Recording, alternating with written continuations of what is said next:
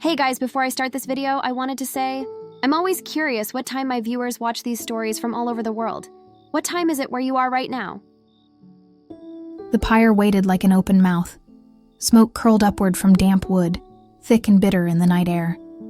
Villagers pressed close, faces lit orange by torchlight, whispering prayers or curses.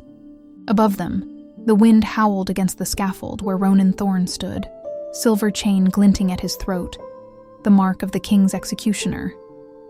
They said witches didn't feel pain when they burned. He had seen enough to know that was a lie. When the guards dragged Seren Aldara forward, the murmurs shifted into silence. She wasn't thrashing, wasn't weeping. Her golden braids glimmered even beneath soot and ash, the beads threaded through them catching firelight. The hood of her cloak had fallen back, and strange runes inked along the hems of her skirts faintly pulsed, as if her garments themselves were alive. She confessed, the captain said. Ronan didn't answer.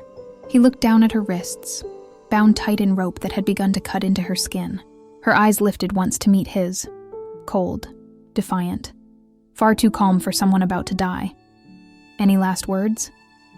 He asked, voice steady though his stomach twisted. Do you ever ask the king that question? She replied softly. When he orders you to kill? A low murmur rolled through the crowd. Ronan's jaw clenched. He had executed thieves, traitors, and soldiers. None had looked at him like that, with a mix of pity and accusation that cut sharper than any blade. Light it, the captain ordered. He hesitated. Just for a second, then struck the torch. The pyre crackled to life beneath her feet. But before flame could touch her cloak, the wind shifted. Sparks spiraled upward, pulled into a sudden column that roared like a living thing. The villagers stumbled back, shielding their faces. Ronan's torch went out in his hand, snuffed by a blast of air that reeked of salt and wildflowers. She was whispering. Not begging, chanting. The ropes fell from her wrists, turned to ash before they hit the wood. Ronan drew his blade, but something unseen wrapped around his arm. Warm, almost gentle, like a breath made of fire. The pyre burst outward, flinging embers into the night sky like stars torn from their place. When the smoke cleared, she was gone, and Ronan was on his knees beside an extinguished fire, palm blistered from holding the torch, heart pounding with something that wasn't fear. By dawn, soldiers scoured the forest. No trace of her remained, no footprints, no burnt wood, nothing but the faint scent of rosemary and smoke. Ronan rode alone along the northern road, ordered to bring her back alive for a public cleansing. The king wanted a spectacle, but Ronan wanted something else. Answers, maybe. Or to convince himself that what he saw wasn't magic, but trickery. He followed the trail past the river bend until his horse balked at a strange sound. Soft singing. There, kneeling by the water's edge, was Seren Aldara. Her cloak hung damp around her shoulders, golden hair unbraided and wild, beads glinting like droplets. Her reflection shimmered strangely in the current. Two faces, one hers, one made of light. He dismounted slowly, sword drawn. You should have let me burn, she said without looking up. I tried, he replied, voice dry. That earned him the faintest smile. Then next time, do better. Next time, I won't miss. Her gaze finally met his. Steady, unflinching. You will. For a moment, the world narrowed to the space between them. Her wet cloak, his sword, the sound of wind over water. Then something unseen shifted. The air trembled and he felt it again, that pulse of heat from the pyre, like her magic recognized him. Ronan lowered his weapon first. He wasn't sure why. You're not supposed to exist, he muttered. And yet, she said, rising, you're here looking at me. The faintest flicker of something unreadable crossed her face before she turned away, vanishing into the trees. He stood there long after she was gone, sword still in hand, wondering if the fire that spared her had started to burn inside him instead. The forest was old, older than the crown, older than the wars that carved the kingdom into bleeding borders. Every tree seemed to whisper, and every shadow shifted as if it carried memory. Ronan had spent years in silence, following orders, ending lives, forgetting faces. But that night, her voice stayed with him. "You should have let me burn." He'd replayed it 100 times since she vanished into the woods, the sound of her words sharp and oddly sorrowful. She hadn't spoken like someone afraid of dying. She'd spoken like someone who already had. He rode deeper into the thickets, past moss-draped oaks and trickling brooks. By dawn, he'd found the remnants of a campfire still warm. Not far from it, footprints. Bare ones. He dismounted quietly. The air smelled of wet leaves and faint rosemary again. He crouched to inspect the prints, but before his fingers touched the soil, "Careful!" "Executioner," a voice murmured. He turned, sword drawn in a breath. She stood behind him, hood up again, cloak clinging to her shoulders. Her hair was damp, her golden braids newly woven, beads catching pale morning light. Her hands were empty, but there was something in her gaze that made his pulse climb. "You're following me," she said. "You're wanted by the crown." Seren tilted her head. "And what does the crown want with a witch who's already burned?" Ronan said nothing. She smiled faintly, stepping closer. "You saw it, didn't you? The fire turned against them." "I saw a trick." "Then you're not as clever as they say." Her words stung, though her tone was almost playful. He wasn't used to being spoken to like that, without fear, without trembling. She studied him like he was a puzzle, one she might solve if she looked long enough. "Magic is outlawed," he said. "Magic existed long before kings did," she replied simply. Her calm unnerved him more than her power. He'd faced beasts that roared and soldiers that begged, but she was quiet. Terribly, hauntingly quiet. And he didn't know how to fight that. He took a slow breath. "Come with me. Don't make this harder. Harder for you or for me." Before he could reply, she flicked her hand. The air rippled and the ground beneath his boots hardened into glass, slick, unsteady. He stumbled, caught himself cursing under his breath. "Don't," she warned softly. "I don't want to hurt you." "Then don't make me chase you." Something in his voice made her pause. He wasn't threatening her. He sounded tired. Her eyes softened just for a heartbeat. Then she whispered, "You wouldn't understand. Try me." Her lips parted like she might answer, but the wind shifted, carrying the faint sound of horns. Soldiers. Ronan turned toward the noise, muttering, "They're close." Her expression changed instantly, fear, then fury. "You led them here?" "I didn't." "Of course you did," she snapped, stepping back. "You're the king's dog." "I'm trying to save you." That stopped her. "From what?" "From what they'll do to you if I don't bring you in first." For a long, tense second, neither spoke. Then the horn sounded again, closer this time. Seren glanced toward the trees, cloak fluttering in the wind. "You'll regret this," she whispered. "Already do." He reached for her, but she raised her hand, and the air between them shimmered. His sword flew from his grip, embedding into a tree trunk yards away. Light swirled around her, wrapping her like smoke. And then, darkness. When he came to, he was lying on the forest floor, alone. His horse was gone, his blade gone. The only thing left was a faint scorch mark on the ground where she'd stood. He sat up, pressing a hand to his temple. His palm still bore the burn from the pyre, but the mark was changing, fine golden threads spreading under the skin, almost like veins of light, a witch's curse, or something worse. He flexed his hand, feeling the faint hum of warmth beneath the pain. Wherever she was, her magic lingered in him now, unwanted, alive, whispering beneath his flesh. He didn't know what she had done. But one thing was certain, their fates were now tangled, and one of them would have to burn for it. By nightfall, the forest was alive with fire again, torches sweeping through trees as the king's men searched. Ronan watched from a distance, hidden among roots and ferns. He'd spent years obeying orders. Tonight, for reasons he couldn't name, he disobeyed. He saw her again, across the clearing, Seren, kneeling by a fallen stag, whispering something under her breath. The beast stirred, golden light stitching its wound closed. Witch, he thought, and healer. When she looked up, her gaze met his across the darkness. No words, no spells, just that unbearable tension again, burning between two people who should have been enemies. And somehow, he didn't move. Neither of them did. The rain came hard that night, cold, merciless, the kind that turned roads into rivers and cloaked the forest in silver mist.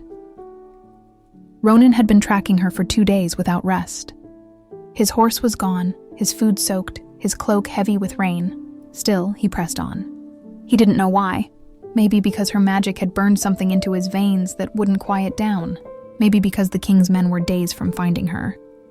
And if they did, she'd suffer worse than fire. Lightning split the sky, and in its flash, he saw a flicker of gold through the trees. He drew his sword and followed. Seren Aldara sat beneath a half-collapsed ruin, ancient stone pillars overgrown with ivy, a relic of some forgotten temple. A small fire flickered beside her, refusing to die despite the downpour. Its flame burned white, untouched by the rain. She looked exhausted. Her cloak clung to her body, her braids unraveling, strands of gold hair sticking to her cheeks. She didn't flinch when she saw him. "You're persistent," she said quietly. "You left me to die in the woods," he replied. "I didn't kill you. That's mercy." Funny. It didn't feel merciful. Her gaze dropped to his hand, the one still faintly glowing beneath the skin. "It's spreading," she murmured. "I noticed. You touched my magic. It's not meant for mortals." "Then take it back." "I can't." Ronan's jaw tightened. "Then you fix it." Her expression was unreadable, but her voice softened. "You think I haven't tried to undo what my magic does? If I could, I'd have burned myself clean years ago." Something cracked in her tone. Not anger this time, but something smaller, quieter. Regret. The silence stretched. The rain thinned to a drizzle. He sheathed his sword and stepped closer. "Why does the king want you dead?" he asked. Her lips twitched in something between a smile and a grimace. "Because I used to heal his wife," Ronan frowned. "The late queen?" She nodded slowly. "She was dying. I did what I could. But when she passed, the king needed someone to blame. The court called me a witch, and he didn't deny it." He studied her for a long moment, rain dripping from his dark hair. "You didn't kill her." "No, but you didn't save her either." Her eyes flicked up to meet his. "You speak like a man who's watched too many die." He said nothing, but the truth was there, sitting heavy between them. Finally, she rose, pulling her hood back over her head. "If you're going to turn me in, do it quickly. I'm tired." "I'm not turning you in." That stopped her. "Then what do you want, executioner?" He hesitated. The answer burned in his throat, unspoken. "To understand you. To stop dreaming about fire and golden hair. To know why your magic feels alive in my blood. Instead," he said, "you need to move. The king's men will reach these woods by morning." Her brow furrowed. "You'd betray your crown? I've served it long enough to know what it's worth." Seren studied him for a heartbeat. Then she whispered, "And what am I worth then?" He didn't answer. He didn't need to. The look in his eyes said enough. They moved through the forest under cover of night. She walked ahead, quiet as breath, while he followed, keeping his distance but never losing sight. The rain washed away their tracks, but the soldiers' torches still flickered far behind. After hours of silence, she finally spoke. "Why do you keep looking at me like that?" "Like what?" "Like you're deciding if I'm a monster or a miracle." He almost smiled. "Haven't decided yet. I could make it easier for you." "How?" "I could kill you now." "Go ahead." She turned her head slightly, eyes gleaming beneath her hood. "You're not afraid of dying?" "I'm afraid of wasting it." Something softened in her face then. Barely a flicker, but enough. "You're not what I expected," she admitted. "And what did you expect?" "A man who doesn't think, just kills. Maybe I was." "Before you!" She looked away, quick, as if the words unsettled her. "Don't say things like that." "Why not?" Because people like us don't get to speak like that." They fell silent again, the only sound the crunch of leaves beneath their boots. The forest thinned, giving way to an old stone bridge half swallowed by moss. On the far end, a fog-drenched valley stretched beneath a pale moon. Ronan stopped suddenly, hand on his sword. Seren followed his gaze and froze. A dozen soldiers stood waiting beyond the bridge, cloaked in crimson and steel. The king's crest gleamed on their breastplates. "Stay behind me," he muttered. She frowned. "You can't fight them all." "Didn't say I'd win." He stepped forward, blade glinting under moonlight. The soldiers raised their crossbows. The captain called out, "Ronan Thorne, step aside. The witch is ours. She's not your prisoner. She's the king's property." Ronan's grip tightened. He didn't think, he just moved. The first arrow flew. He deflected it, slashing through the nearest soldier before they could reload. Seren shouted his name, but he was already among them, striking fast, silent, efficient. Magic flared behind him, a soft hum, then a roar. When he turned, the bridge was alight with gold. Seren stood with her palms raised, runes glowing along her arms, her cloak swirling with power. The ground trembled. Roots burst from the stone, wrapping around the soldiers' legs, dragging them screaming into the earth. The night filled with the sound of wind and splintering stone. Then, silence. Ronan's sword fell to his side, breath ragged. Seren stood in the center of the bridge, surrounded by fallen men, her face pale, her magic still flickering faintly in her veins. He walked toward her slowly. "You said you didn't want to hurt anyone." "I don't," she whispered. "But they would have killed you." He looked at her then.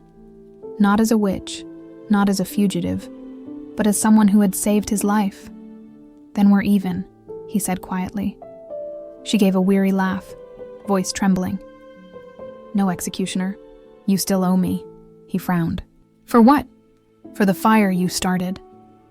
Before he could speak, she stepped past him, heading toward the fog-veiled valley. And despite himself, he followed. The bridge smoldered behind them, embers drifting into the night like fallen stars. Somewhere deep inside, that same ember burned in him too, bright, forbidden, and growing. The storm chased them long after the bridge had fallen. By the time they reached the valley below, the forest had given way to cliffs, jagged and black, streaked with veins of silver where rain had carved its path through the rock. A faint trail wound upward, disappearing into fog. Seren led the way in silence. Her cloak was torn at the hem, her boots soaked through, but she didn't slow. Ronan followed a few paces behind, every muscle sore from the fight. The golden veins in his hand pulsed faintly beneath his skin, a dull ache with every heartbeat.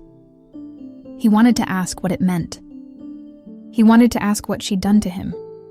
But the sound of her voice earlier, tired, raw, "You'd have burned too," still echoed in his head, so he said nothing. By dawn, they reached a cluster of houses tucked between the cliffs, a village carved into the mountain itself. The air was colder here, the roofs buried under frost. Smoke drifted from chimneys, curling into the gray morning sky. Old miners' settlement. Ronan said quietly, "The crown forgot it exists." "Good," Seren murmured. "Maybe I can rest without firewood at my feet." He almost smiled. Almost. They found shelter in a small abandoned chapel at the edge of the village. Its doors hung half open, and vines crept through cracked stained glass. Inside, it smelled of dust and cold stone. Seren dropped her cloak near the altar, rubbing her hands together.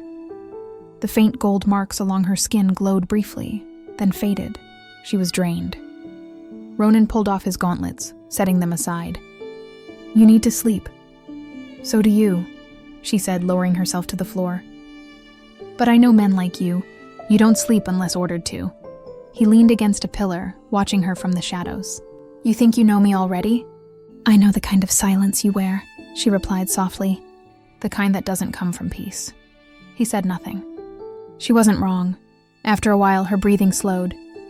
He thought she'd fallen asleep, until she spoke again, eyes half open. "What happens when they find us?" "They won't," he said. "And if they do?" He hesitated. Then I'll kill whoever comes first. Her gaze lingered on him. You'd kill your own men? They stopped being my men the moment they tried to kill you. Something flickered in her expression. Shock, maybe guilt, maybe something else entirely. Then she looked away, drawing her knees close. You shouldn't have followed me that night. Too late now. The rain eased outside, and a dim light filtered through the cracks in the glass.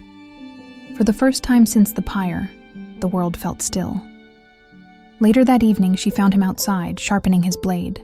His hair was damp, his tunic rolled to his elbows, revealing scars that crossed his forearms, old, pale, deliberate. She leaned against the doorway. Those aren't from war, he glanced up. No, then from what? He met her gaze evenly. From vows. Her brow furrowed. Every man in the executioner's order takes them, he said, voice low. One cut for every life taken. So you never forget the cost. Her eyes softened. And yet you were ready to take mine. He didn't look away. I was. The silence between them stretched, heavy and strange. For the first time, it didn't feel like hostility. It felt like recognition. After a moment, Seren stepped closer, crouching opposite him. You said the mark on your hand is spreading? He nodded. Show me. He hesitated, then extended his palm. The veins glowed faintly under his skin, weaving intricate gold patterns. She traced them lightly with her fingers, and he felt a spark, warm, immediate, crawling up his arm. This isn't corruption, she murmured. It's a link. Between us? She met his eyes. Between my magic and your soul. You touched power that wasn't meant to be contained. Now it's bound to you. How do I break it? You don't, she said softly. You live with it. Their eyes held for a long, charged moment. The air between them seemed to hum. The same pull that had begun the night of the fire, growing heavier, more dangerous. Don't look at me like that, she whispered. Like what? Like you're trying to find what's left of me to save. He leaned back slightly, breaking the tension. Maybe I am. Then you'll only burn too, she said, rising to her feet. Everyone who tries does. Her words lingered long after she left him sitting there. That night the mountain howled with wind. The fire inside the chapel guttered low. Ronan dreamed of the pyre again, of her face in the flames, calm and defiant, and of his own hand reaching through smoke to pull her free. When he woke, she was gone. He rushed outside, sword half drawn, but instead of soldiers, he found her standing on the cliff's edge, her cloak whipping in the wind. You shouldn't wander off, he said. She didn't turn. I was listening. To what? The mountain, she said. Old places remember things. The earth hums when danger comes. He stepped closer. And what's it saying now? That we don't have much time. He frowned. They found us? No. Something else did. Before he could ask, a low rumble shook the ground. Rocks tumbled from the cliffs. The mountain trembled, not from thunder, but from something alive. From the mist below, a shape rose, massive, scaled, and breathing fire. A wyvern, wings stretched wide, eyes burning with molten gold. Ronan drew his sword instinctively. Seren's eyes glowed faintly, her braids lifting in the wind. Stay behind me, he said. She laughed softly. You still don't understand, do you? You're not the one protecting me anymore. Light surged from her hands, carving sigils in the air. The wyvern roared, swooping closer, its fire scattering embers across the cliffside. Ronan shielded his face, the heat biting his skin. Seren! I told you! She shouted over the wind. My fire doesn't burn the same way yours does. Golden light exploded from her palms, colliding with the wyvern's flame. For a heartbeat, it was like the world held its breath, their powers clashing. Fire against fire. Then the creature screamed and vanished into the storm. A fading streak of light. When the silence returned, she collapsed. Ronan caught her before she hit the ground. Her skin was cold, her breath shallow. The gold veins on his hand blazed brighter than ever. Seren, he said softly, shaking her shoulder. Don't do this! Her lashes fluttered, eyes finding his. You're glowing, she whispered weakly. Because of you. She smiled faintly. Then maybe there's hope for both of us. And before he could speak, she lost consciousness in his arms. He held her close, the storm raging around them, and for the first time in years, Ronan Thorne, the king's executioner, felt afraid, not of death, but of losing something he hadn't meant to care about. The morning the executioner vanished, the pyres were still smoldering. Ronan Thorne had not returned to the barracks, nor reported to the royal guard at dawn. His silver chain, the mark of his servitude, lay draped across the stone altar like an offering.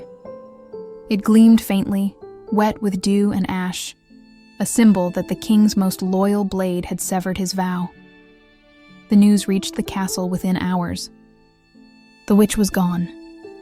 Seren woke to birdsong, the kind she had forgotten existed.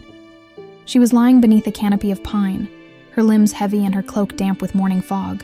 Her wrists were raw from rope burns, her throat hoarse, but she was alive. She sat up slowly, scanning her surroundings. The forest smelled of wet earth and smoke, distant, fading smoke. And then she saw him. Ronan knelt by the creek, washing the blood from his hands. The same hands that had once gripped the axe meant for her neck.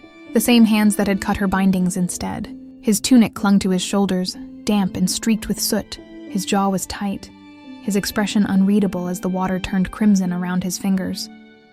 "Where are we?" she asked, her voice quiet, as though the forest itself might betray them. "North of Edrath Keep," he said without turning. "Far enough that the hounds will lose the scent by nightfall." "You shouldn't have done that," she murmured. "They'll kill you for it." He finally looked up. "They were already killing me." They didn't speak again for a long while. Seren rose, her skirt brushing against ferns and fallen pine needles. The faint runes embroidered into her hem shimmered weakly. Her magic had not yet returned. She felt the emptiness where it should have been, a hollow ache beneath her ribs. Ronan approached her, tossing her a piece of bread from his satchel. "Eat. You'll need strength if we're to keep moving." She stared at it but didn't take it. "You act as if I asked you to save me." "You didn't," he said flatly. "But I did it anyway. Why?" He met her gaze, his eyes hard as steel. "Because I've watched too many die who didn't deserve it." "And you think I don't?" His jaw clenched. "I think you've got secrets that could burn a kingdom, and I'm tired of burning things for other people." By midday, they were walking through the forest, their silence thick and brittle. Every sound, a branch snapping, a bird taking flight, made them both flinch. The air between them carried more tension than words could hold. Seren adjusted the strap of her cloak and glanced at him. "You were a knight once, weren't you?" Ronan didn't look at her. "Once. What made you this?" She gestured toward the chain that still hung loosely around his neck. "The king needed someone who wouldn't hesitate. Someone who'd obey. I was good at obeying. And now?" He gave a bitter laugh. "Now I'm a traitor." Seren stopped walking. "You could leave me, go south. Pretend you never found me." He turned, his expression shadowed. "And what would you do? Limp through the woods until they catch you again? You'd be back on a pyre before dusk." She stepped closer, her golden braids catching the dim light. "Maybe I'd rather burn on my own terms." Something flickered in his eyes then. Not softness, but recognition. The same kind of fury he carried inside himself, the kind that refused to kneel. They reached an old ruin by dusk, half swallowed by vines and moss, its stone archways cracked and leaning. Ronan led her inside, his torchlight casting gold across the walls. Symbols were etched into the stone, ancient wards of protection and secrecy. Seren paused, brushing her fingers over one. "These are old witch marks," she whispered. "From before the purge." Ronan shrugged. "It'll do for the night." As he started to build a fire, she watched him quietly. The way his movements were measured, efficient, as if he'd done this 1,000 times before. The flames licked the dark, throwing light across his face, sharp, scarred, but human. "Do you ever regret it?" she asked. "Regret what?" "Obeying." He froze, the firelight catching the silver of his chain. Every day." Later, when the world had gone silent again, Seren sat by the flames, tracing her fingers over the dirt. Her magic pulsed faintly, small sparks glimmering beneath her skin like embers waking. She looked up at Ronan, who sat against the wall, sword resting by his knee. "You saved me," she said softly, "but you still don't trust me." "I don't trust anyone," he replied. "Not even yourself?" He said nothing, his gaze fixed on the flames. After a long pause, she whispered, "Then maybe I'll have to trust for both of us." For the first time, his eyes lifted toward hers. There was no warmth there, only exhaustion, anger, and something dangerously close to longing. The silence that followed was heavier than confession. The wind howled through the cracks in the ruin as night deepened, carrying with it the scent of rain and pine. The fire had burned low, its light barely reaching the far corners of the stone hall.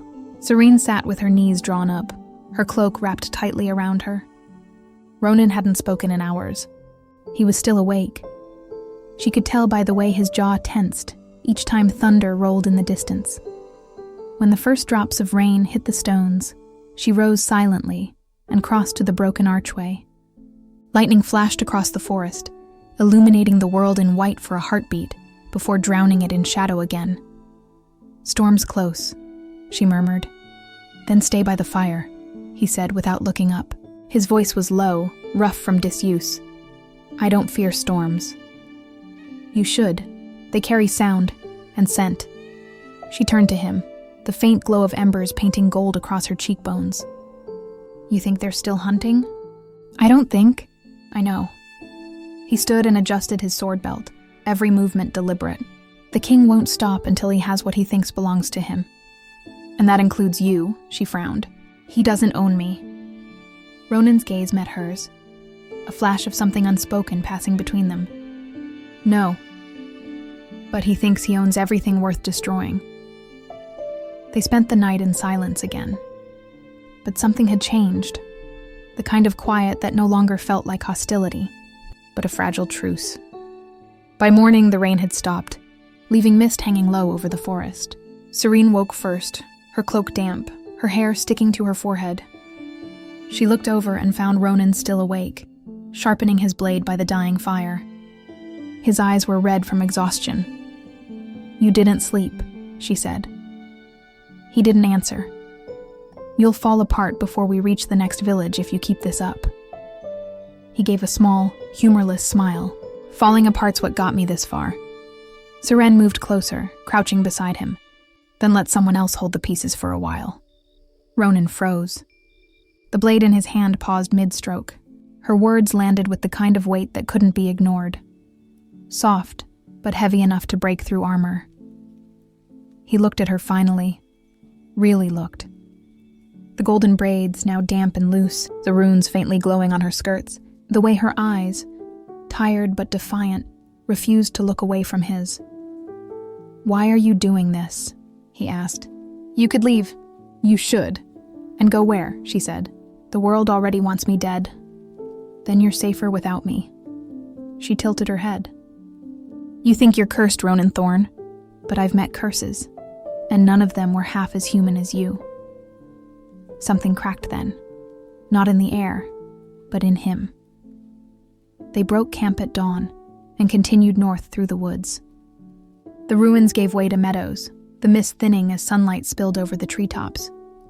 Seren's magic had begun to return. The runes on her skirts pulsed faintly with every step. Small sparks leapt from her fingertips when she touched the leaves. She was quiet for most of the day, lost in thought. But as the sun began to set, she spoke suddenly. "Do you remember the names of the ones you executed?" Ronan's stride faltered. "Some? Why only some?" "Because remembering all of them would kill me." Seren stopped walking.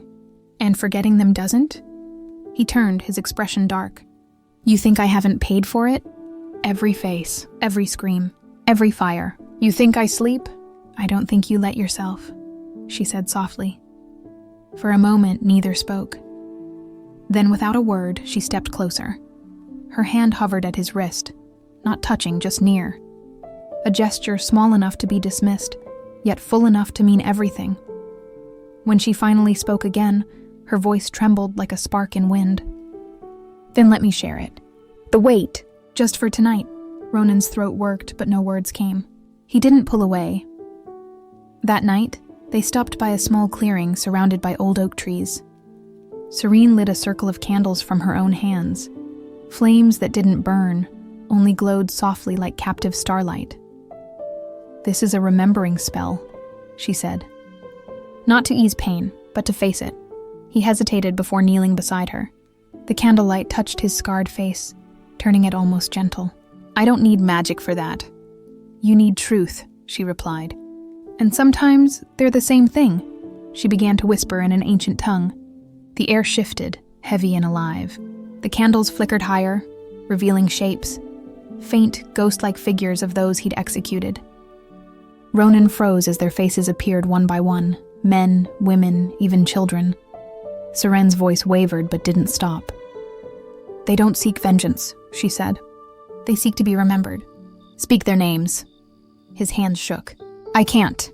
"Yes, you can." The air trembled. Tears streaked down his face before he even realized they'd fallen. He whispered names, hoarse, broken, and the air grew lighter with each one.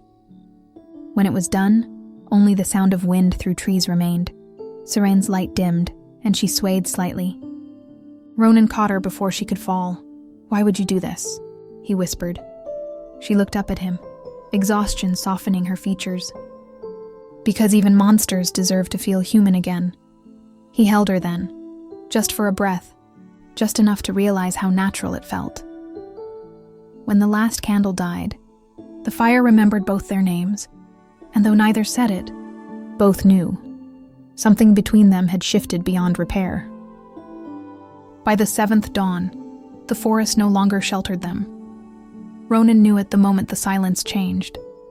Birds stopped calling, and the wind carried the sound of hooves.